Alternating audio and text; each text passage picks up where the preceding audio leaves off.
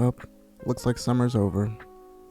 Looks like there's nothing else to look forward to because in Alaska, August is raining season, so all we're getting is rain and depression. Lame. What is up, you guys? Welcome to The Collective. My name is Furman, and in this video, we are going to be talking about my top 5 reasons why collecting can be kind of a little bit scary. But before we talk about that, don't forget to like this video, share this video, and subscribe to my channel for more awesome content just like this. Alright, let's get into it. So I've been collecting video games for about 5 years now, and you know, I've experienced some highs, I've experienced some lows, and while most of it has been fun, there is like something in the back of my mind that just kind of like, you know, bothers me a little bit because it's a little bit of uncertainty. Is all of the money and time and effort that I've invested into this collection, this tiny little collection, is it worth it? And not just now, is it going to be worth it in the next 10, 20, 30, 50 years? Are these things still going to work? Are they still going to be valuable? Are people still going to be into video games at that point? Are people even going to give a crap about retro games? These are just questions that, you know, just keep popping into my mind and just, you know, they stress me out a little bit. And obviously, you know, I thought it would be an excellent video because I want to hear your perspective on this.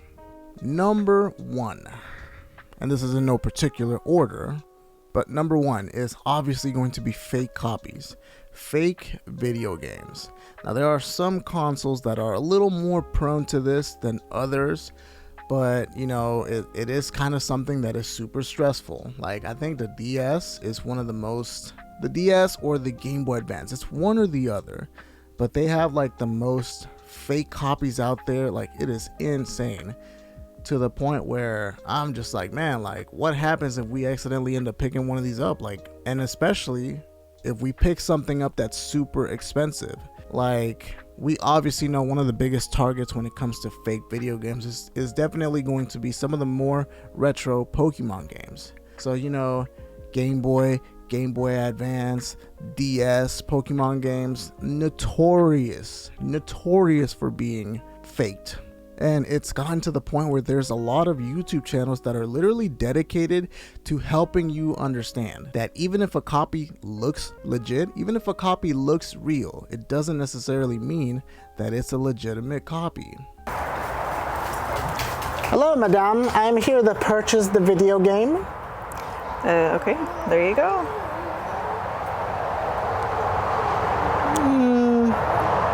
This game does not look real.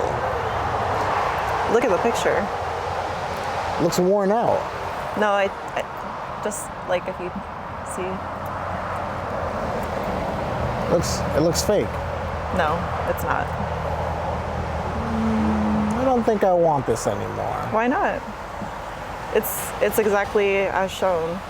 You have to be able to pop that bad boy open and look at the motherboard, make sure that it says Nintendo and that it's actually legit, and that it looks good too. There's a lot of stuff that, you know, even the fakes aren't able to fully 100% copy. The shine of the cartridge, you know, like the shininess and the glossiness of the stickers. You know, there is just a way that Nintendo made it so that, you know, it's really hard and incredibly illegal for, you know, a fake dubious company to make authentic Nintendo products like that. So, you know, even though there are a lot of them that look pretty good, to this day, if you just look at the right things, it is pretty easy and simple to spot. And if you don't know, man, bring somebody with you that does know, because it really does matter. I actually bought this little screwdriver situation, and this one is for Super Nintendo, I believe. Although I'm not 100% sure if they work on, you know, other cartridge-based games and stuff like that, but this one I bought it for the Super Nintendo, especially because of the fact that I bought, you know, recently I've been buying a lot of Super Nintendo games, you know, Metroid, Castlevania 4, Earthbound, and Chrono Trigger. You know, some of those games are really expensive, and I would hate to pay, you know, top dollar or any dollar amount really, and then get a fake copy. So, you know, I always ask, you know, hey, is it okay if I open it up and, you know, take a real good look at it? And most of the time, you know, they do say yeah, although every now and then they'll say no, And if they say no, you know, it's probably best to just turn down the whole thing, because they're probably not wanting you to open it up for a reason. Hello, ma'am. I'm here to purchase that copy of Chrono Trigger. It's all there. It looks a little too clean. This is the best one. Would it be okay if I open it up? I have a screwdriver. Oh, no, it's in perfect condition. It's fine. Are you sure? Yeah, I mean, no, it's perfect. Like, if you open it up, you could damage something. well, I mean, I would rather just make sure that could I open it up so I can make sure? No, it's perfect. Well, I think I'll have to pass. All right, someone else will get it. So yes, one of these little screwdrivers, I mean, I think I paid like $5 or $10 on Amazon or something like that. They're probably cheaper than that, but definitely a solid investment. Number 2 is going to be stealing. Now, what do I mean when it comes to stealing? Obviously, I mean both, you know. You going to meet somebody up and you go to a place that's not necessarily safe, or you know, it even happens in safe locations too. You just got to be careful. But you know, you go to meet somebody, you bring cash and you want to pay cash, and they know that, and then they totally, you know, bring a weapon or something and kind of sort of assault you and take your money.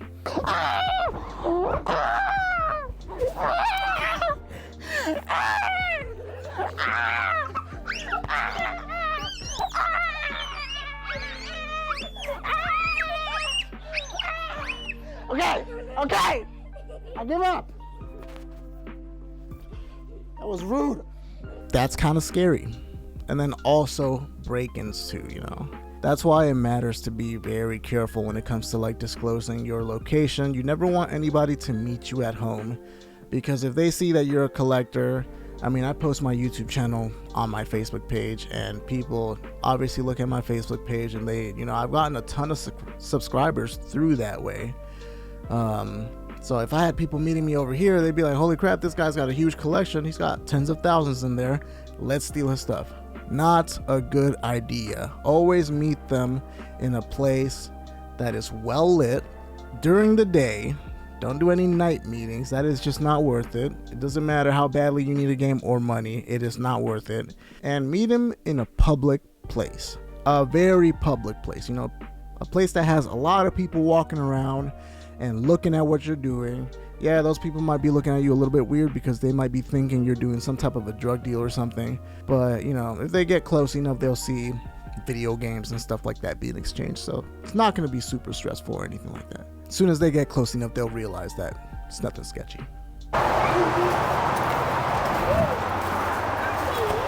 Hey, you here for the sale? Yeah, you got the game? Yeah. Okay. Are we alone? Are we alone? Is everything okay? Yeah. This is a good game, but Yeah, this is one of the ones that definitely stresses me out the most. And, you know, I tend to be semi-trusting of people, so I always give people the benefit of the doubt. But I do always check their Facebook profile. I make sure that they're regular people. And, you know, every now and then I'll get somebody that has a mutual friend. So, like, that makes me trust them more. Because, you know, whenever we have mutual friends, usually I don't have crazy friends. So, yeah. Yeah, those are all great tips for, like, collecting and stuff like that. So keep that in mind. Definitely keep that in mind. Number 3 is the condition of the games.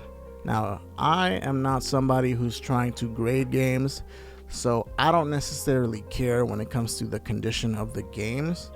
But, you know, I just recently found out that apparently disc-based games, they kind of like rot, that's kind of a nightmare. Because there's a lot of PlayStation, Sega Saturn, you know, like PS2. There's a lot of disc-based games. Like cartridge-based games, they're not really, I wouldn't even say they're really the majority nowadays. Like there's just a lot, you know, GameCube, and those are all super expensive. So could you imagine if you buy a game that's rotting already, or, you know, looks decent, but then, you know, 5-10 years later, it starts doing bad, and then you're like, holy crap, the data, what am I going to do with this? Although I will say this is making the argument for the Polymega, because you can take your retro physical disc-based games and you can copy them onto the system, and they are your legitimate games. So, you know, there's an argument for that. You know, you might have to pick one of those guys up. I'm not necessarily too worried about cartridge-based games, just because, I mean, you can see some of these Super Nintendo and NES games. They're like 30 plus years old and they still look like they're in brand new condition. So that's kind of insane to think. But, you know, the unfortunate thing about being a human and things that are made by humans is that they're not necessarily built to last, even if they last a long time. So, you know, it kind of sucks. But I think servers are going to be the best way to go, you know, when 100, 200, 300 years down the line, you know, when nobody's making these games anymore and they just kind of rotted away and they're just withered and gone. Everything might be on the internet by then, and that might be the only way to preserve them. Whew, that's scary. Number 4 is going to be natural disasters. Now, this one is quite possibly the most horrifying on the whole list, because this is something that you literally cannot control. You can't do anything about this. If God says it's gonna rain and you're gonna flood, then that's what's gonna happen, and you can't do anything about it unless you get lucky and you just happen to live somewhere where, you know, that kind of stuff doesn't really happen too much. But, you know, that kind of stuff happens. You know, earthquakes, floods, fires, these things are just natural disasters that we can't necessarily do much about. You know, we can't really, I mean, we can plan for it, but there's not much we can do about it. That kind of stuff is scary. And I've seen, throughout the years of collecting, I've seen a lot of people that collect, and they've had situations like that happen. Like I saw, oh man, years ago, Wood from Beat 'em Ups, you know, he went through a situation like that where he had a whole flooding situation and like so much stuff got damaged. And all of his, I forget the name of it, but you know, the little cardboard cutout games that Nintendo came out with early on in the Switch's cycle, I didn't buy any of those, but they all got ruined and like they was just unusable, so he ended up having to throw them away. Gamer Aimer, you know, she went through something like that where she had a ton of flooding, and luckily, well, she got really lucky and it was kind of just the carpet that got damaged, I think. So I guess not that big of a deal. She didn't lose any product, which is good. This also just happened to RGT85. He had a leak in his roof in his game room, and you know, he's been making a ton of videos about that, and that is just horrifying, because imagine if it was leaking on all of your games. That is a nightmare. And then also Nintendo Collecting, I believe that is his channel's name. He also went through the same thing where he got lucky because he had a minor leak in his roof. But this guy has got some insane games. Like his library is just humongous. So I'm just like imagining if it was, you know, a few inches to the left or to the right, that would have been on product and that would have ruined that. And that would be a nightmare. Honestly, I've talked a lot about this when it comes to my wife, and my dream is to be able to build a house eventually, hopefully. And, you know, I kind of like to build something kind of like a bunker, you know, something that is like nuclear war proof, and then just house all my games in that, because, you know, I mean, if it can withstand a bomb, I think it can withstand fires and earthquakes and flooding and stuff like that.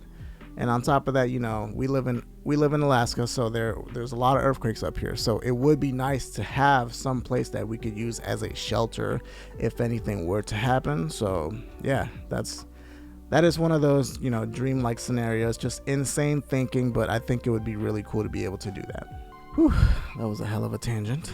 Got a little carried away there. Back to topic though. Now this is a bonus one. This is obviously going to be the market. The market is one of the scariest things when it comes to that. Because, and you know, we've seen this time and time again where a video game will be crazy expensive and then it'll get a modern day release and it'll get super cheap. And that is a good thing. The fact that that happens is amazing for collectors, because it allows us to get these games closer to market value, which is what we want, you know. Nobody wants to spend $1,000 on the misadventures of Chanban. Nobody wants to do that. And, you know, honestly, that's one of the things that broke my heart, because way back in like 2010, 2011, I started collecting the Pokemon games. And I wanted to go for a full set of CIB all the way up until the DS, because that's basically all that was out back then. And I got pretty close to it. Like, I got up to Ruby, Sapphire, Emerald. So like red, blue, yellow, all the way up to that. So Gen 1 to Gen 3. And yeah, I made a big mistake and I ended up selling them all. Back then, they were going for like $80. I think maybe, I think Pokemon Crystal Complete and Minty Fresh was like $80. And all the other ones were a lot cheaper, but they were pretty much around that same price point. And I sold them for a PS3. Now, you know, obviously this is heartbreaking because I get back into collecting, and now these games are going for $300, $400 to $500. So you can see how that's painful. You can see how that's a huge mistake. But, you know, that is one of the things that is kind of scary. Not just because, you know, I want to go back and collect things that are getting really expensive, but also because, you know, what if video games are just not worth that anymore and you end up paying all this money and you want to get out. Let's say an emergency happens, you want to get out, you want to sell all your games to get through some stuff, and everything that you paid thousands for are only worth pennies on the dollar. That is horrifying.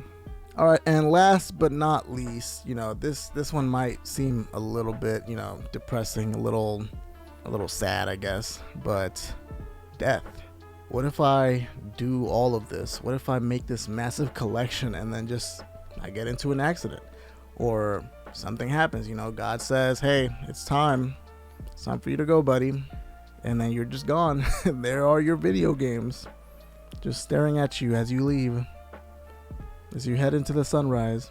I know that's kind of depressing, but like, I love collecting video games, but I don't make it my life's goal, in the sense that that is not my highest achievement. I don't want this to be the biggest thing that I ever do on this earth. I want the biggest thing that I do to be a benefit to people, you know, to help people, to truly help people get better, because life is hard, life is difficult. And yeah, honestly, like, I should probably get all this stuff insured because this is really expensive. But, you know, I've talked to my wife about this, and it's kind of awkward to talk about, I guess. But, you know, I told her, like, hey, you know, keep a couple things, let the kids pick out some of the things that they like and sell the rest of it. You know, there's probably, I don't know, $20,000 to $30,000 in this room. That'll buy you something, even if you sell it for under value, I guess. Yeah. Anyways, right, you guys, that is the end of the video. Hope I didn't get too depressing at the end. Sorry, that was a little bit awkward. But as always, guys, do not forget to like this video, share this video, and subscribe to my channel for more awesome content just like this. And guys, we're getting super close to 3,000, so let's keep it up. Let's do this thing. And don't forget, I'm still giving away that copy of Earthbound. So if we get to 30K by the end of the year, it's yours. You guys earned it. And, you know, I will be merciful. If it doesn't happen this year, it's a rollover, you know. I'll give you another year. But let's make it happen this year. Alright, we will see you guys on the next video. Peace! I'm not gonna lie, I don't have time to die. I've got too many games to play. I need to at least find out how Kingdom Hearts ends. I need an actual satisfying conclusion to Metal Gear Solid, with Hideo Kojima involved. I need Mega Man to come back and them tie it up with a nice, beautiful bow. The whole series. I also want Mega Man Legends to come back too.